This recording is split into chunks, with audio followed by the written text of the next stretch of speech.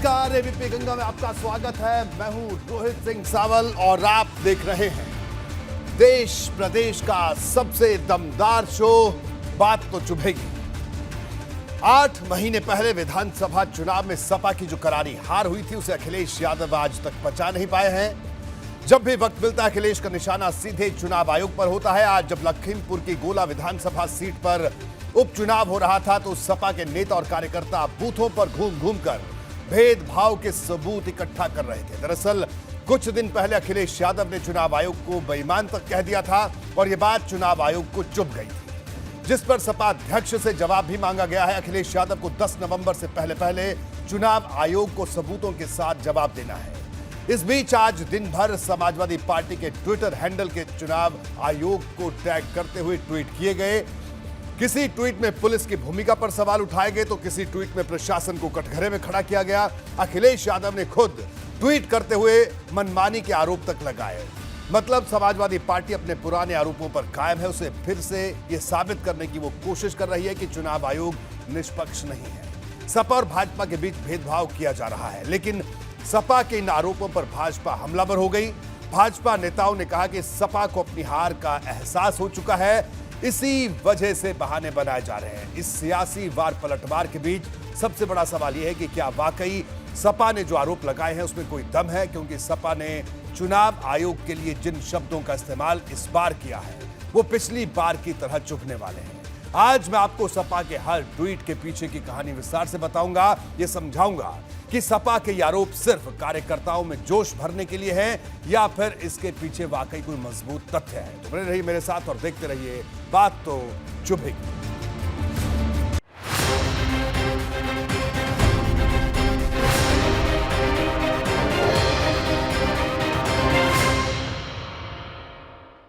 गोला विधानसभा सीट पर 55% से ज्यादा वोटिंग हुई, लेकिन मतदान से ज्यादा सियासी बवाल हुआ, क्योंकि हर घंटे सपा की तरफ से कोई ना कोई ट्वीट आ रहा था, सवाल उठाए जा रहे थे, दावे किए जा रहे थे और प्रशासन के साथ चुनाव आयोग को भी सवालों के बीच खड़ा किया जा रहा था।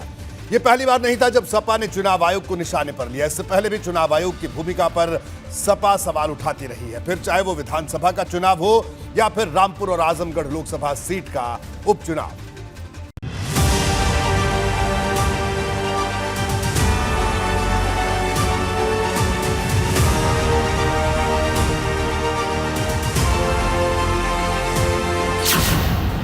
गोला में हुआ मतदान, फिर निष्पक्षता पर घमासान।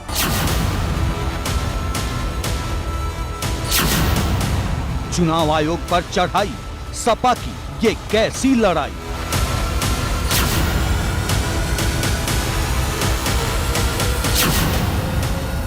पहले अधिकारियों पर बवाल, अब नीयत पर सवाल। विपक्ष तो हमेशा बहाना करता है, षड्यंत्र करता है। आपने देखा होगा चुनाव लखीमपुर खीरी में चल रहे हैं, गोला गोकर्णनाथ में चल रहे हैं। समाजवादी पार्टी ट्वीट पर अभी से अपनी हार के लिए बहाना ढूंढने लग गई है, अभी से ढूंढने लग गई है। अभी से कहना शुरू कर दिया उसने कि वहां पर अब पहले तो ईवीएम को दोषी ठहराते थे और अब कहने लग गए कि देखिए तो जबरदस्ती चुनाव जीता जा रहा है। चुनाव आयोग पर सपा का धृतराष्ट्र वाला हमला।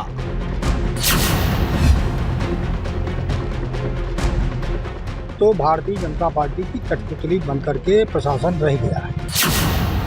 बूथ पहुंचे भाजपा विधायक, सपा का ईसी पर सीधा हमला।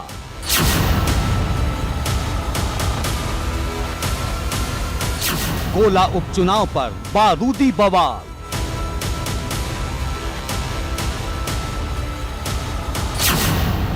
चुनाव आयोग पर अखिलेश का नया सवाल।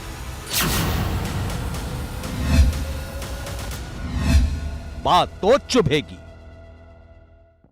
अखिलेश यादव ने अपनी पूरी टीम को आज इसी काम पर लगा रखा था। गोला में 400 से ज्यादा पोलिंग बूथ थे और हर जगह सपा के नेता सबूत इकट्ठा करने के काम में जुटे थे। कहीं भाजपा विधायक की हरकत पर नजर रखी जा रही थी तो कहीं पैसे बांटने वाले वीडियो को आरोपों का आधार बनाया जा रहा था।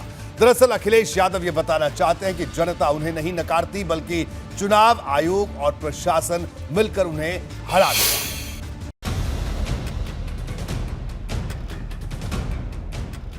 लखीमपुर की गोला गोकर्णनाथ सीट पर वैसे तो 441 बूथों पर मतदान हो रहा था, लेकिन समाजवादी पार्टी के नेता और कार्यकर्ताओं की नजर उन बूथों पर टिकी थी जहां भाजपा के नेताओं की चहलकदमी ज्यादा थी। मतदान शुरू हुआ और धीरे धीरे सियासी बवाल भी तेज होता चला गया। सबसे पहले सपा की तरफ से एक वीडियो ट्वीट किया गया जिसमें भाजपा विधायक लोकेंद्र प्रताप सिंह बूथ पर नजर आए। इस वीडियो के जरिए सपा ने एक बार फिर चुनाव आयोग को निशाने पर ले लिया। ट्वीट में लिखा, श्रीमान चुनाव आयोग, भाजपा विधायक गोला विधानसभा चुनाव के दौरान किस हैसियत से बूथ स्थल तक जाकर मतदाताओं को प्रभावित कर रहे थे, ये सरासर गाइडलाइंस का उल्लंघन है और इसके लिए तत्काल इनकी गिरफ्तारी होनी चाहिए। चुनाव आयोग की इस कार्यशैली से सवाल उपजते हैं। वोटिंग होती रही और सपा का चुनाव आयोग पर हमला तेज होता रहा। कुछ ही देर में सपा ने दूसरा ट्वीट किया। इस बार चुनाव आयोग पर और ज्यादा चुभने वाले आरोप लगाए गए। ट्वीट में लिखा, भाजपा द्वारा निर्देशित और भाजपा के अंतर दबाव में काम कर रहा चुनाव आयोग इन सब अनियमितताओं और भाजपाई गुंडई का संज्ञान ले, निष्पक्षता का ढोंग न करे। दरअसल विधानसभा चुनाव के नतीजों के बाद से अखिलेश लगातार चुनाव आयोग पर हमलावर हैं। उन्होंने चुनाव आयोग को बेईमान तक कह दिया था, जिस पर आयोग ने 10 नवंबर तक अखिलेश से सबूत मांगे हैं और इस उपचुनाव के जरिए कहीं न कहीं सपा ने चुनाव आयोग को सबूत देने की कोशिश की। सपा ने आज कई ट्वीट किए। एक और ट्वीट में लिखा, बीच चुनाव भाजपा विधायक द्वारा लिफाफे में रुपए रखकर बांटना और वोट खरीदना लोकतंत्र और निष्पक्ष चुनाव का उपहास है। क्या चुनाव आयोग को ये सब नहीं दिखता? चुनाव आयोग इस पर जवाब दे। मामले का संज्ञान लेकर भाजपा विधायक की सदस्यता रद्द करे चुनाव आयोग। बूथ पर भाजपा विधायक के पहुंचने की बात हो या लिफाफे में पैसे बांटने का वीडियो, समाजवादी पार्टी ने इन आरोपों के जरिए अपनी पिछली बात को मजबूत करने की कोशिश की है, जिसमें चुनाव आयोग पर बेईमानी का आरोप लगाया था। एबीपी गंगा के लिए ब्यूरो रिपोर्ट। ये चुनाव आयोग पर अखिलेश यादव का दूसरी बार निशाना है। पिछली बार अखिलेश यादव ने आरोप लगाया था कि लगभग हर विधानसभा सीट पर यादव और मुस्लिम समुदाय के वोटरों के नाम काटे गए और उनकी संख्या कोई मामूली नहीं बल्कि 20-20 हजार के करीब थी। अखिलेश यादव के इन्हीं आरोपों पर चुनाव आयोग ने उनसे सबूतों के साथ जवाब मांगा है और आज सपा ने जिस तरह से चुनाव आयोग की भूमिका पर सवाल उठाए वो पार्टी के लिए किसी सबूत से कम नहीं है, ये दिखाने की कोशिश समाजवादी पार्टी कर रही है।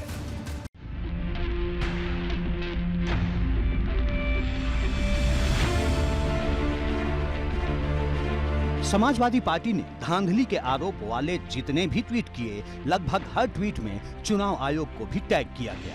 यानी वो चुनाव आयोग को बताना चाह रही थी कि 10 नवंबर से पहले वो जो सबूत पेश किए जाएंगे वो ऐसे ही होंगे और उपचुनाव की इन घटनाओं का भी हवाला दिया जाएगा। सपा ने न सिर्फ चुनाव आयोग बल्कि पुलिस और प्रशासन पर भी आरोप लगाए।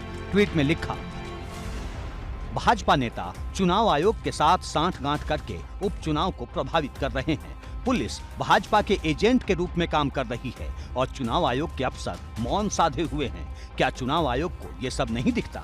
चुनाव आयोग इस पर भी जवाब दे। शर्मनाक घटनाक्रम। सपा के इन सबूतों ने सियासत में गर्मी पैदा कर दी। समाजवादी पार्टी की तरफ से एक और ट्वीट हुआ, भाजपा की कठपुतली बनकर काम कर रहा प्रशासन।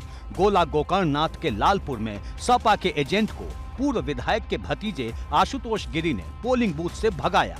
भाजपा प्रत्याशी के रिश्तेदार सरकारी नौकरी में होने के बावजूद चुनाव में कर रहे सहायता, संज्ञान ले चुनाव आयोग। तो भारतीय जनता पार्टी की कठपुतली बनकर के प्रशासन रह गया है।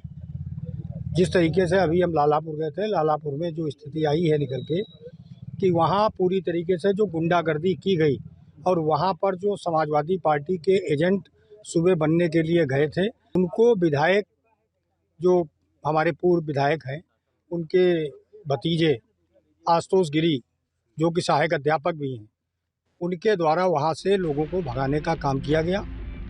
कभी समाजवादी पार्टी के मीडिया सेल की तरफ से चुनाव आयोग को धृतराष्ट्र की परिभाषा दी जाती है तो कभी समाजवादी पार्टी के ट्विटर हैंडल से प्रशासन को कठपुतली बताया जाता है और कभी अखिलेश यादव ट्वीट करके मनमानी करने का तंज कसते हैं। यानी दिन भर समाजवादी पार्टी ने मोर्चा खोले रखा। लेकिन भाजपा इसे सपा की हार का बहाना बता रही है। समाजवादी पार्टी हार के बहाने खोज रही है, तो उनको हार सुनिश्चित है, पता चल गया है। तो हारने की वजह क्या है? तो प्रशासन पे आरोप लगाना, ईवीएम पे आरोप लगाना, निर्वाचन आयोग पे आरोप लगाना, मनगढ़ंत झूठे आरोप लगाना। तो इसकी तैयारी वो कर रहे हैं, अच्छी बात है, उनको शुभकामनाएं। इसी तरीके से मनगढ़ंत आरोप लगाते रहें और भाजपा इसी तरीके से चुनाव जीतती रहेगी। कभी सवाल ईवीएम पर उठते हैं, कभी चुनाव आयोग पर। इलेक्शन कमीशन पर सवाल उठाने वाली सिर्फ समाजवादी पार्टी नहीं है। गुजरात में विधानसभा चुनाव की तारीखों का ऐलान हुआ तो कांग्रेस ने भी चुनाव आयोग की भूमिका को सवालों के बीच खड़ा कर दिया। हिमाचल में चुनाव अलग तारीख और गुजरात में अलग क्यों? तो जितने निष्पक्षता के दावे, वो सब तो तारीखों के ऐलान के साथ ही पूरा इमारत ढह गई उनकी निष्पक्षता की। मतगणना तो एक दिन होगी और चुनाव अलग अलग होंगे, यानी भाजपा को मौका दो कि उनके नेतागण ज़्यादा से ज़्यादा जो प्रधानमंत्री जी हैं वो उद्घाटन कर सकें, शिलान्यास कर सकें गुजरात में, जहां नाव डूब रही है पूरी तरह। चुनाव आयोग पर पहली बार ऐसे आरोप नहीं लग रहे। ये तो सियासत की पुरानी परंपरा है। कभी ईवीएम को लेकर तो कभी भेदभाव के आरोपों को लेकर विपक्षी दल चुनाव आयोग के जरिए सरकार पर चुभने वाले सवाल खड़े करते रहे हैं। एबीपी गंगा के लिए ब्यूरो रिपोर्ट। अखिलेश यादव गोला सीट पर चुनाव प्रचार करने भले न गए हों, लेकिन उन्होंने ट्विटर पर चुनावी जंग जरूर जारी रखी। दरअसल गोला से निकला संदेश पूरे प्रदेश के लिए अहम होगा। ये चुनाव फिर से साबित करेगा कि मुस्लिम वोटर किसके साथ है और बसपा के मैदान में न रहने से चुनावी तराजू किधर झुकता है। इस सीट पर पिछड़े वोटर्स की संख्या सबसे ज्यादा मानी जाती है, खासकर कुर्मी वोटर यहां बड़ी भूमिका में है। यही वजह रही है कि सपा हो या फिर भाजपा, दोनों दलों ने कुर्मी समाज से आने वाले नेताओं की फौज गोला सीट पर उतार रखी थी।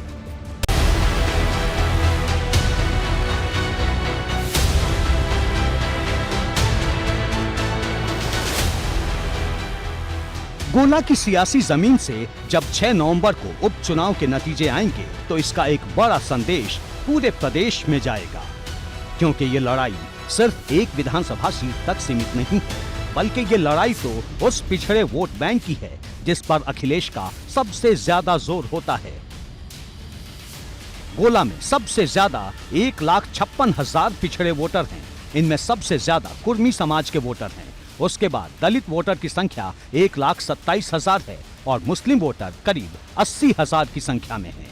सबसे ज्यादा वोटर 80,000 कुर्मियों के हैं, जो पूरा खेल बदल सकते हैं।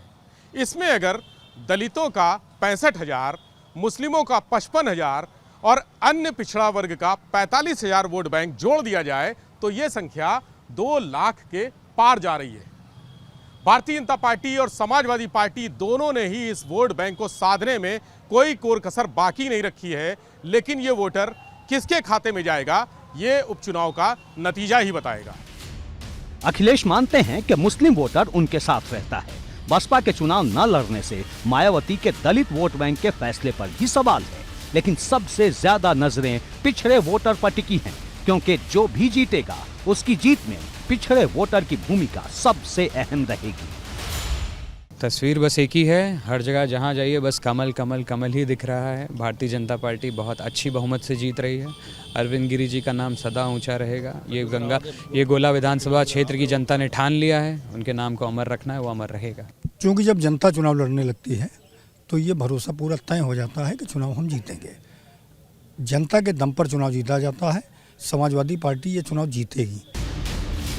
इस सीट को जीतना भाजपा के लिए कितना जरूरी है उसे इस बात से समझिए कि चुनाव प्रचार में भाजपा ने बड़ी संख्या में स्टार नेताओं को उतार दिया था। खुद सीएम योगी प्रचार करने पहुंचे और डिप्टी सीएम केशव प्रसाद मौर्य हो या फिर प्रदेश अध्यक्ष भूपेंद्र चौधरी, सबने लखीमपुर में ही डेरा डाल दिया था, क्योंकि लड़ाई पिछड़े वर्ग के वोटर को साधने की थी। गोला उपचुनाव में भारतीय जनता पार्टी के प्रत्याशी अमन गिरी जी प्रचंड बहुमत से जीत रहे हैं। जिस ढंग से हमारी वहाँ बात हुई है, लोगों ने बताया है, जाति धर्म संप्रदाय को छोड़ करके लोग घरों से निकल करके बड़ी संख्या में अमन गिरी के समर्थन में कमल चुनाव चिन्ह पर बटन दबा रहे हैं। जिस तरह के रुझान हमारी पार्टी के लोगों के द्वारा और जनरल आप के द्वारा माध्यम से चीज़ें प्राप्त हो रही हैं, उसमें अच्छा पोलिंग, मुझे लग रहा है कि एवरेज से अच्छा पोलिंग की संभावना लग रही है जो अब तक का ट्रेंड आया है। और निश्चित रूप से भारतीय जनता पार्टी बड़े बहुमत के साथ जीतने जा रही है। पिछली बार से जितने वोटों से जीते थे उससे अच्छे वोटों से इस बार अमन गिरी चुनाव में जीतेंगे। भाजपा इस चुनाव में कोई जोखिम नहीं लेना चाहती थी। यही वजह रही कि उसने लखीमपुर खीरी से सांसद और केंद्र में मंत्री अजय मिश्र टेनी को स्टार प्रचारक नहीं बनाया और उन्हें चुनाव से दूर ही रखा, जबकि धौरहरा की सांसद रेखा वर्मा से लगातार चुनाव प्रचार करवाया। कुल मिलाकर कहें तो भाजपा ने इस उपचुनाव में पिछड़े वर्ग के नेताओं की पूरी फौज उतार दी थी। इससे पहले भी 2 इलेक्शन बाई इलेक्शन हुए थे जो समाजवादी पार्टी के गढ़ कहे जाते थे। एक रामपुर सीट थी और दूसरी आजमगढ़ सीट थी, और दोनों जो गढ़ कहे जाते थे उनको ध्वस्त कर दिया है और कमल वहाँ खिल गया है। तो ये तो हमारी सीट है और हम कह सकते हैं कि आम इलेक्शन में जिस तरह से हम जीते थे उससे भी ज़्यादा प्रचंड बहुमत से हम गोला जो लखीमपुर खीरी में आता है उसे जीतने जा रहे हैं। जिस तरह भाजपा पिछड़ों के लिए प्लान बना रही थी, उसी तरह सपा ने भी काम किया। सपा ने जितने भी नेताओं को गोला में प्रचार के लिए भेजा उसमें ज्यादातर पिछड़े ही थे और उसमें भी कुर्मी समाज के नेता। सपा के प्रदेश अध्यक्ष नरेश उत्तम पटेल लगातार गोला में टिके रहे और भाजपा के खिलाफ हुंकार भरते रहे। तो हमने इतने दिनों में ये देखा कि ये चुनाव सरकार बनाम जनता है, सरकार बनाम जनता है, जनता ये चुनाव लड़ रही है।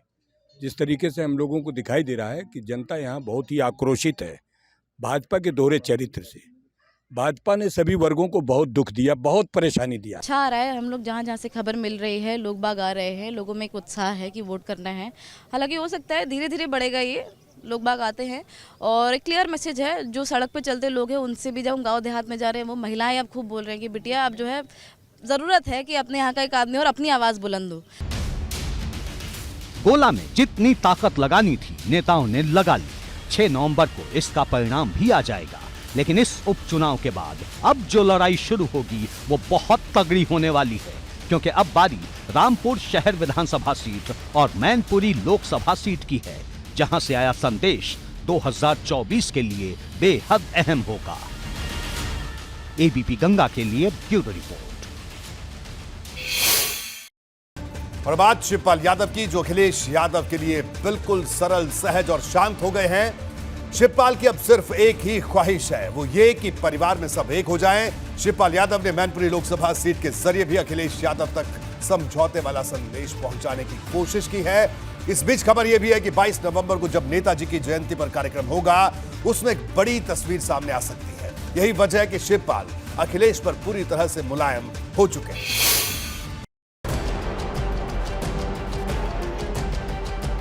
भतीजे से सारे गिले शिकवे भुलाकर चाचा शिवपाल इन दिनों शांत हैं। अपमान के सारे घूंट भुलाकर चाचा शिवपाल इन दिनों शांत हैं। इंतजार है तो सिर्फ नई जिम्मेदारी का, क्योंकि शिवपाल अब जहां भी जा रहे हैं नई जिम्मेदारी का जिक्र जरूर कर रहे हैं। इस बार शिवपाल यादव आगरा में थे और सवाल जब अखिलेश को लेकर हुआ तो जुबान पूरी तरह से मुलायम दिखी। हम भी चाहते हैं हो जाए, तो ये सवाल तो समाजवादी पार्टी के लोगों को पूछिए। अब हम लोग तो देश और प्रदेश की बात सोच रहे हैं। मुलायम सिंह यादव के निधन के बाद मैनपुरी लोकसभा सीट पर उपचुनाव होना है। सवाल है, क्या शिवपाल नेताजी की सीट से लड़ेंगे? क्योंकि इस बात को लेकर सियासत में चर्चा का बाजार गर्म है। शिवपाल सवाल पर मुस्कुराते तो हैं, लेकिन खुलकर बहुत कुछ नहीं बताते। मैनपुरी के इलेक्शन क्या रहेगा? पीएसपीएल क्या चुनाव लड़ाएगी? अगर पार्टी लड़ाएगी तो लड़ेंगे।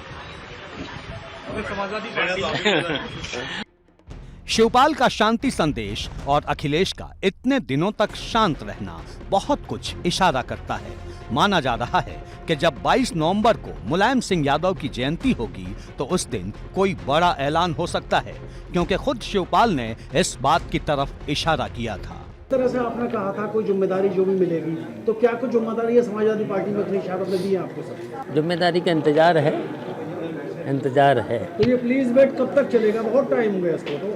तो देखिए, अभी नेताजी के जाने के बाद हम सब लोग शोक में हैं, अभी भी शोक में हैं। और अभी नेताजी का जन्मदिन भी आने वाला है, जो हम हर साल मनाते थे। शिवपाल यादव लगातार इन दिनों ऐसा बयान दे रहे हैं जिससे ये साफ नज़र आ रहा है कि वो समाजवादी पार्टी में अपनी दोबारा एंट्री चाह रहे हैं, क्योंकि जब वो कल्कि महोत्सव में पहुंचे तो उन्होंने साफ तौर पर कहा कि उन्हें इंतज़ार है कि अखिलेश यादव उन्हें समाजवादी पार्टी में क्या बड़ी जिम्मेदारी देंगे।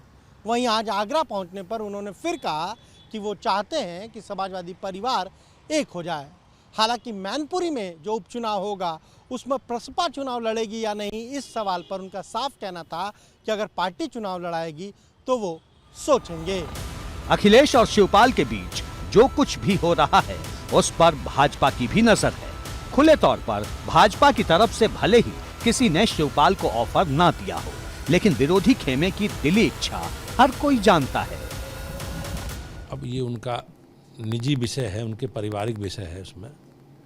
और अखिलेश जी, शिवपाल जी बहुत पुराने सीनियर नेता हैं और लंबे समय तक उन्होंने समाजवादी पार्टी, निश्चित रूप से उन्हें साथ रखना चाहिए। उन्हें अपनी पार्टी के जो उनका इतना बड़ा योगदान है उसको ध्यान में रखते हुए आगे बढ़ना चाहिए। लेकिन जो पुराने अनुभव रहे हैं समाजवादी पार्टी के पिछले 7-8 साल के, उसमें अपने सभी वरिष्ठ लोगों को उन्होंने कहीं ना कहीं साइड लाइन किया है। आपने देखा होगा मुलायम सिंह जी के साथ किस प्रकार का बर्ताव मंच पर हुआ, शिवपाल जी के साथ जग जाहिर है चीज़ें। बिल्कुल। तो अखिलेश जी को जरूर इस पर विचार करना चाहिए कि उनके परिवार के लोग, उनके संगठन के लोग, उनके गठबंधन के लोग कहीं ना कहीं अलग दिशा में चल रहे हैं। अखिलेश और शिवपाल के बीच कई बार विवाद हुआ। एक बार नेताजी ने इस विवाद को विधानसभा चुनाव के वक्त खत्म भी करा दिया था। लेकिन क्या नेताजी के ना रहने के बाद ये विवाद खत्म हो पाएगा? क्या अखिलेश पूरे परिवार को साथ लेकर चल पाएंगे? क्योंकि शिवपाल ने परिवार को साथ रखने की जो बात कही है वो कहीं ना कहीं मुलायम का ही संदेश है। एबीपी गंगा के लिए ब्यूरो रिपोर्ट। और बात करते हैं निकाय चुनाव की, जिसकी लड़ाई में कांग्रेस भी एक्टिव हो गई है। खुद प्रियंका गांधी ने निकाय चुनाव को लेकर तैयारी शुरू कर दी है। दरअसल प्रियंका ने यूपी में पार्टी की हालात वाली रिपोर्ट तलब की है। 1 महीने पहले बृजलाल खाबरी को प्रदेश अध्यक्ष बनाने के साथ साथ 6 प्रांतीय अध्यक्ष बनाए गए थे, जिन्हें अब तक ये बताना होगा कि उन्होंने बीते 30 दिन में क्या क्या काम किए हैं और यूपी में पार्टी को मजबूत करने का कैसा ब्लूप्रिंट तैयार किया है, क्योंकि सामने निकाय चुनाव है और उसके बाद 2024 में सबसे बड़ी परीक्षा होगी।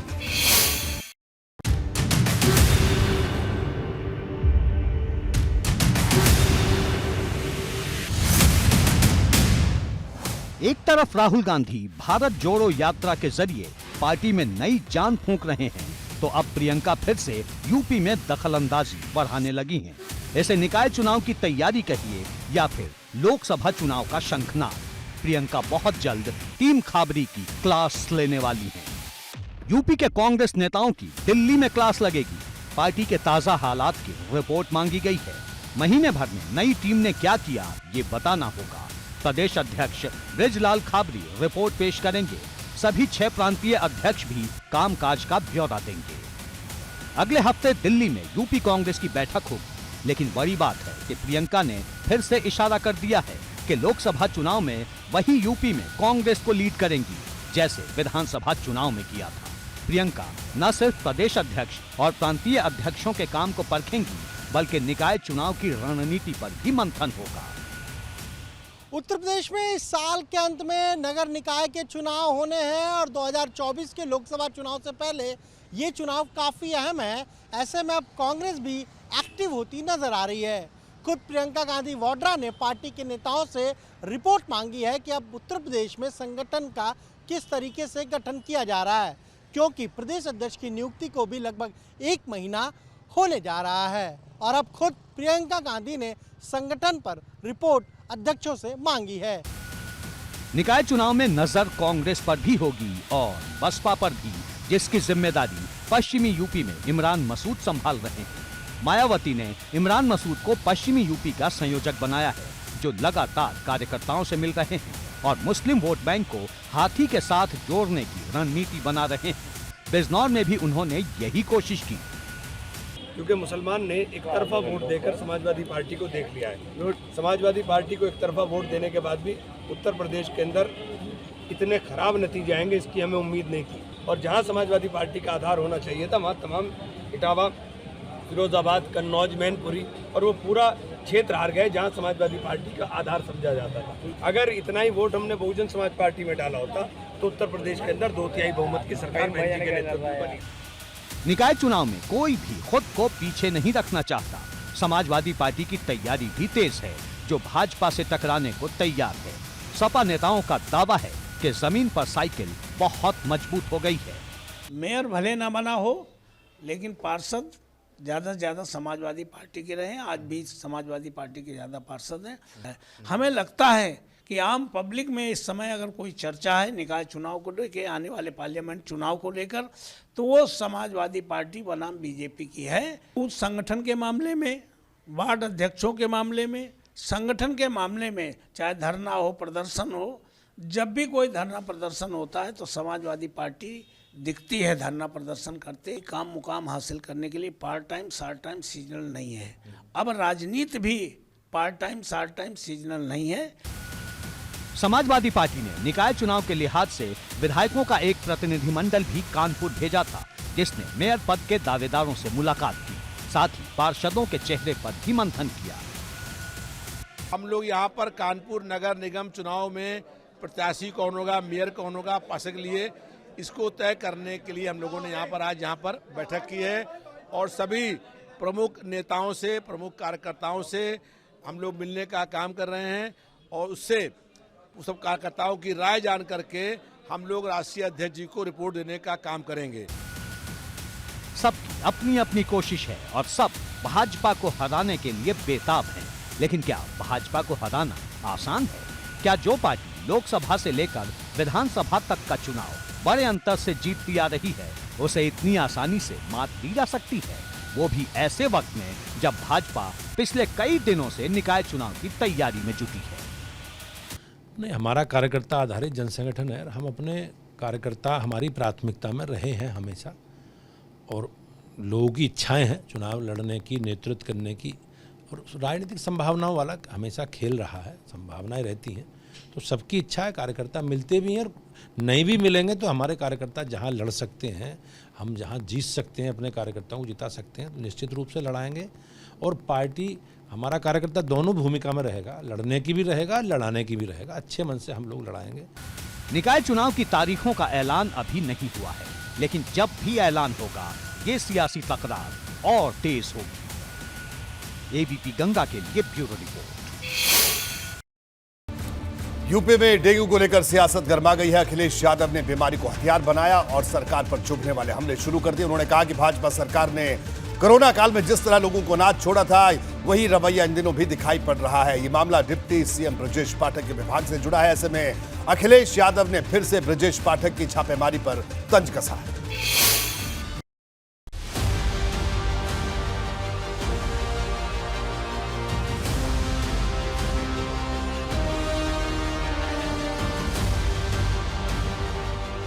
पूरा प्रदेश इस वक्त डेंगू की बीमारी से जूझ रहा है और दूसरी तरफ सपा भाजपा के बीच सियासी युद्ध छिड़ गया है। अखिलेश यादव ने स्वास्थ्य व्यवस्था पर चुभने वाले सवाल खड़े किए हैं। अखिलेश ने कहा, डेंगू का प्रकोप बढ़ रहा है, अब तक कई लोगों की मौत हो चुकी है। इसके बाद भी स्वास्थ्य विभाग व्यवस्था मुकम्मल होने का दावा कर रहा है। डेंगू, मलेरिया, स्वाइन फ्लू समेत अन्य बीमारियों से लगातार मौत हो रही है, जो सरकार की व्यवस्था की पोल खोल रही है। नहीं, मैं समझता हूँ स्वास्थ्य विभाग सतर्क तो है। देखिए, पिछले 2 वर्षों में सारा ध्यान कोरोना की तरफ गया, तो हो सकता है कहीं को चूक उस तैयारी की दृष्टि से कहीं पर हो सकता है कुछ हुई हो, परंतु हमेशा का, हर वर्ष का डेंगू का एक कार्यक्रम रहता था आने का और उसको निपटने का। तो यदि कहीं पर कोई शिथिलता भी है तो तेजी के साथ प्रशासन और हमारा जो चिकित्सा विभाग है उसकी चिंता कर रहा है। ये ठीक है, डेंगू के केस आ रहे हैं और उत्तर प्रदेश की सरकार लगातार स्वास्थ्य सेवाओं को बेहतर करने के लिए काम भी कर रही है, लेकिन कम से कम अखिलेश जी को तो नहीं बोलना चाहिए। समाजवादी पार्टी के शासन का हाल जब देखेंगे तो मुझे लगता है कि उन्हें लगेगा कि भाजपा की सरकार हर मोहरे पर हर तरह से बहुत अच्छा काम कर रही है। अखिलेश यादव ने डेंगू के मामले को लेकर कोरोना काल की याद दिलाई। उन्होंने कहा, भाजपा सरकार ने कोरोना काल में जिस तरह लोगों को अनाथ छोड़ दिया था, वही रवैया इन दिनों भी दिखाई पड़ रहा है। मुख्यमंत्री को निर्देश पर निर्देश देने का शौक है तो स्वास्थ्य मंत्री को छापेमारी से फुर्सत नहीं, लेकिन इस सब के कोई नतीजे नजर नहीं आते। सरकारी अस्पतालों में हालत वही ढाक के 3 पात वाली दिखती है। डेंगू के खतरे से भाजपा सरकार जिस तरह जानकर भी अनजान बनी हुई है, वो खतरनाक स्थिति है। पिछली वर्ष इस महीने में 18,000 मरीज थे, अब हमारे पास 7,000 मरीज हैं। केवल मीडिया में पैनिक फैलाया जा रहा है। स्थितियां पूरी तरह नियंत्रण में हैं और हर अस्पताल में बेड आरक्षित कर दिए गए हैं। पूरी तरह से प्रशासन लगा हुआ है और हमारी जिम्मेदारी राउंड द क्लॉक हम लोग काम कर रहे हैं। डेंगू की बीमारी पर सियासत जबरदस्त है, क्योंकि अखिलेश का आरोप है कि जहां भाजपा के मेयर और चेयरमैन हैं, वहां हालात ज्यादा बिगड़े हैं। यानी अखिलेश कहीं न कहीं निकाय चुनाव को लेकर भी निशाना लगा रहे हैं। अखिलेश ने तंज कसते हुए कहा, पता नहीं मुख्यमंत्री की मशहूर 11 और 9 टीमें कहां गईं। कुल मिलाकर अखिलेश ने स्वास्थ्य सेवाओं के बहाने एक बार फिर सीएम योगी और डिप्टी सीएम ब्रजेश पाठक की सतर्कता पर तंज कसा है और इस तरह से डेंगू यूपी की सियासत के लिए नया हथियार बन गया है। एबीपी गंगा के लिए ब्यूरो रिपोर्ट। सियासत से अलग करके अगर इस बीमारी को देखें तो वाकई ये बीमारी यूपी में विकराल होती जा रही है। 24 घंटे में करीब 190 मामले सामने आए हैं। ये वो मामले हैं जिन्हें दर्ज किया गया है, जबकि कई मामले ऐसे भी होंगे जो दर्ज नहीं हो रहे होंगे। यानी डेंगू खतरे की बहुत गंभीर घंटी बजा रहा है। लखनऊ से लेकर प्रयागराज तक और कानपुर से कुशीनगर तक डेंगू का डंक लोगों को डरा रहा है।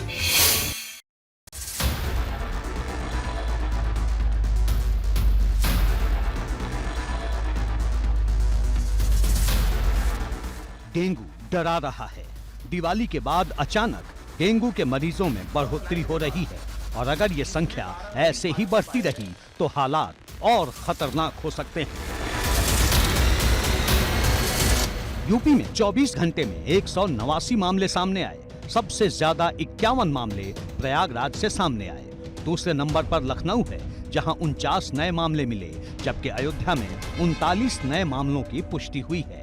अब तक केवल 9 डेथ रिपोर्ट हुई है और पिछले साल 2021 में पूरे वर्ष में 24,459 केस रिकॉर्ड हुए थे डेंगू के और टोटल पूरे वर्ष में 23 डेथ हुई थी। इस साल की शुरुआत से अब तक 7,600 से ज्यादा डेंगू के मामले दर्ज हो चुके हैं। गंभीर बात यह है कि 9 लोगों की जान जा चुकी है।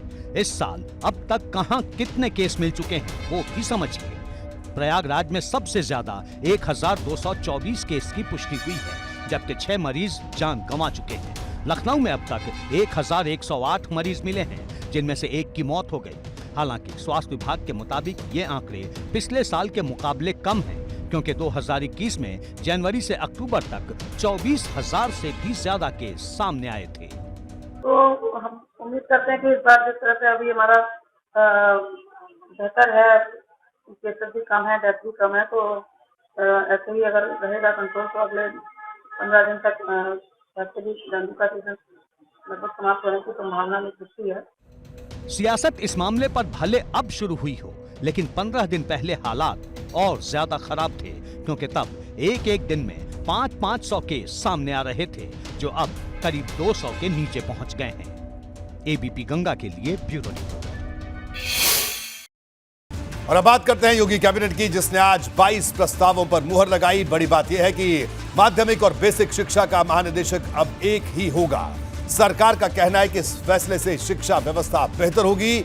वहीं एक फैसला लखनऊ, वाराणसी और कानपुर पुलिस कमिश्नरेट को लेकर भी हुआ। अब इन कमिश्नरेट में ग्रामीण इलाके भी जोड़े गए।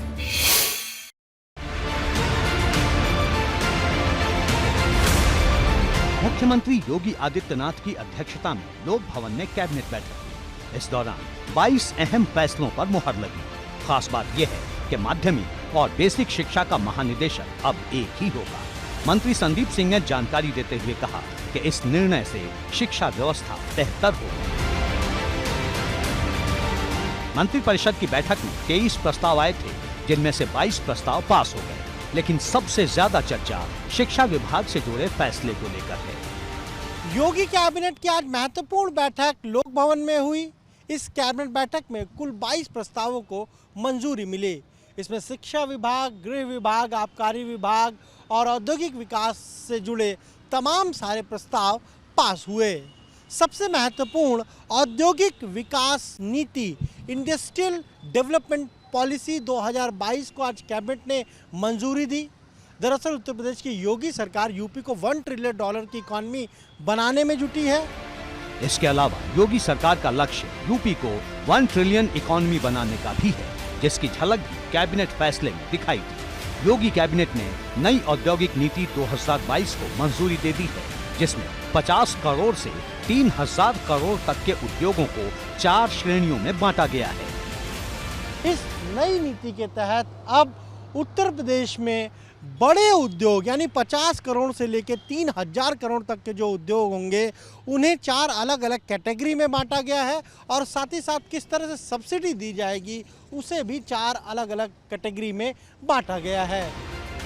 योगी कैबिनेट के 22 प्रस्तावों में तीसरा चर्चित प्रस्ताव गृह विभाग से जुड़ा रहा, जिसमें लखनऊ, वाराणसी और लखनऊ पुलिस कमिश्नरेट में ग्रामीण थानों को शामिल किया गया है।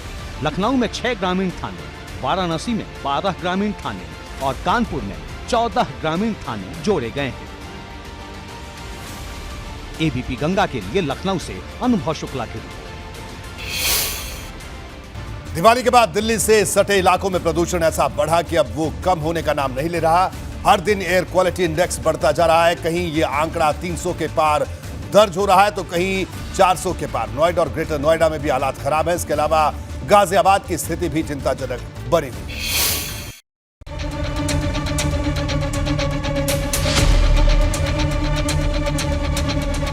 ये धुंध की चादर है जो जिंदगी पर भारी पड़ रही है।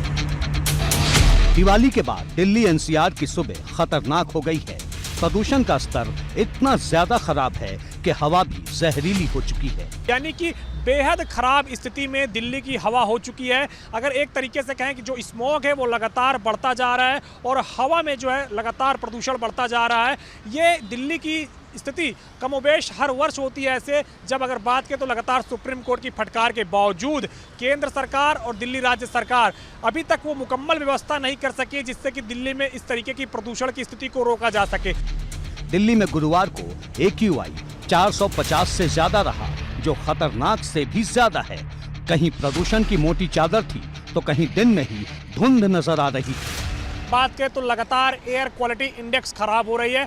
आज सुबह की अगर बात करें तो कई इलाकों में 450 के ऊपर एयर क्वालिटी इंडेक्स पहुंच गया, जो कि काफ़ी गंभीर और खतरनाक है। शाम का वक्त हो चुका है और अब अगर बात करें तो तस्वीरें अक्षरधाम की आप देखिए कि किस तरीके से प्रदूषण की मोटी चादर आपको यहाँ पे नजर आएगी।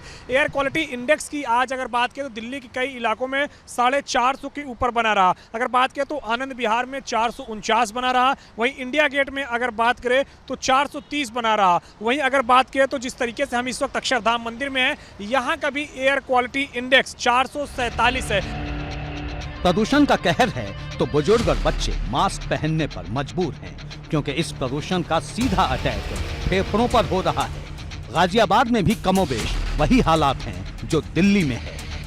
अगर गाजियाबाद की बात की जाए तो गाजियाबाद की जो आबोहवा है वो बेहद ही जहरीली हो गई है। अगर एयर क्वालिटी इंडेक्स की बात की जाए तो 409 पहुंच गया है गाजियाबाद का एयर क्वालिटी इंडेक्स। यहाँ पर जो मशीन है वो मशीन यहाँ पर इस समय लगी हुई है, जो कि नापती है कि कितना पॉल्यूशन किस एरिया में है। अगर बात की जाए इंदिरापुरम क्षेत्र की तो इंदिरापुरम में इस समय 406 एयर क्वालिटी इंडेक्स पहुँच गया है। अगर कुल मिलाकर दिल्ली एनसीआर में प्रदूषण का कहर देखा जा रहा है। आबो हवा जहरीली हो गई है। डर तो ये है कि अभी ये हाल है तो आगे क्या होगा। एबीपी गंगा के लिए गाजियाबाद से शक्ति सिंह के साथ दिल्ली से अविनाश तिवारी की रिपोर्ट। आजम खान ने रामपुर में जिस जौहर यूनिवर्सिटी का निर्माण करवाया है वो पढ़ाई से ज्यादा विवादों में रहती है। कभी वहां से कथित तौर पर चोरी की किताबें मिलती हैं तो कभी जमीन पर दबी हुई सरकारी सफाई मशीन। हालात ये हैं कि यूनिवर्सिटी में बड़ी संख्या में पुलिसकर्मियों की तैनाती है, लेकिन यह तैनाती यूनिवर्सिटी के कुलपति को चुभ गई है। यूनिवर्सिटी के कुलपति ने सीएम योगी को शिकायती पत्र लिखा है और उन्हें यूनिवर्सिटी आने का न्योता दिया है।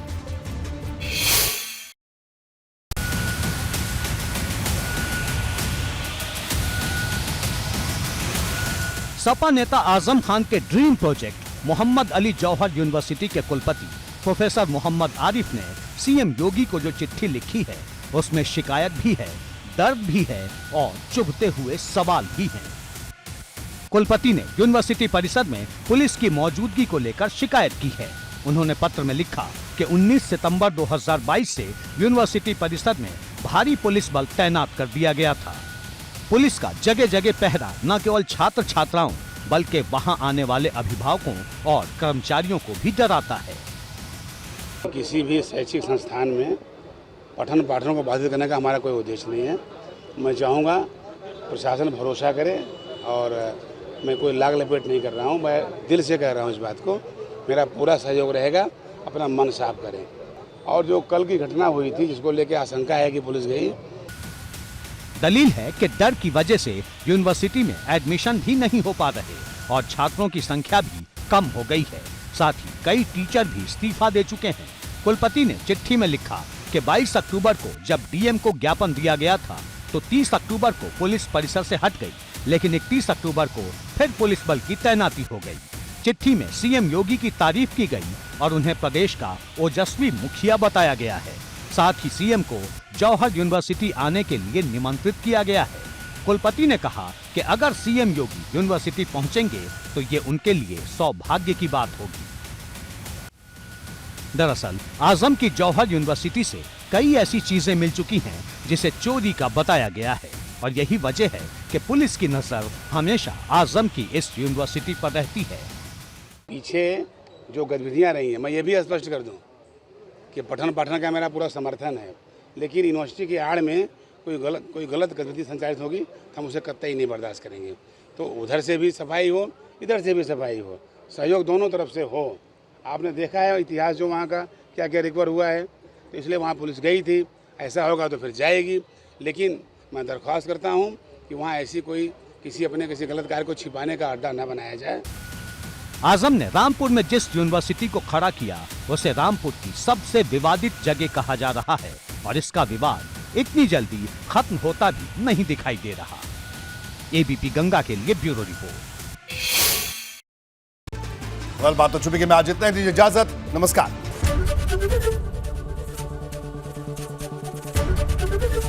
एबीपी गंगा, खबर आपकी, जुबान आपकी।